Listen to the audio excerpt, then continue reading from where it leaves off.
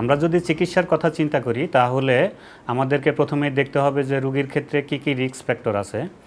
যেমন রোগীর যদি ওজন বেশি থাকে তাহলে তাকে ওজনটা একটা আদর্শ লিমিটের মধ্যে নিয়ে আসতে হবে এবং রোগীকে বলতে হবে চর্বি জাতীয় খাবার কম খাওয়ার জন্য, কারণ এই দুটো রিস্ক ফ্যাক্টর কিন্তু আসলে প্রোস্টেট ক্যান্সারের জন্য ঝুঁকিপূর্ণ।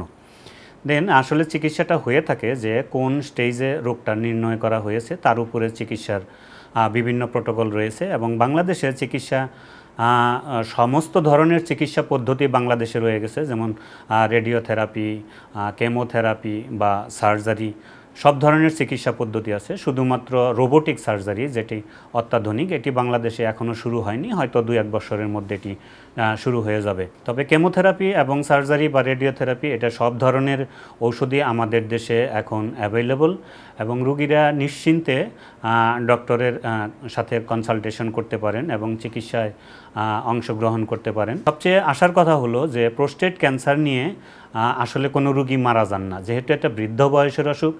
আমরা আমাদের অভিজ্ঞতা থেকে যেটা জেনেছি সেটা হলো যে বৃদ্ধ বয়সের কারণে অন্যান্য রোগের কারণে হয়তো এই রোগী মৃত্যুবরণ করতে পারেন, তবে প্রোস্টেট ক্যান্সারের কারণে আসলে মৃত্যুবরণ করার কথা নয়।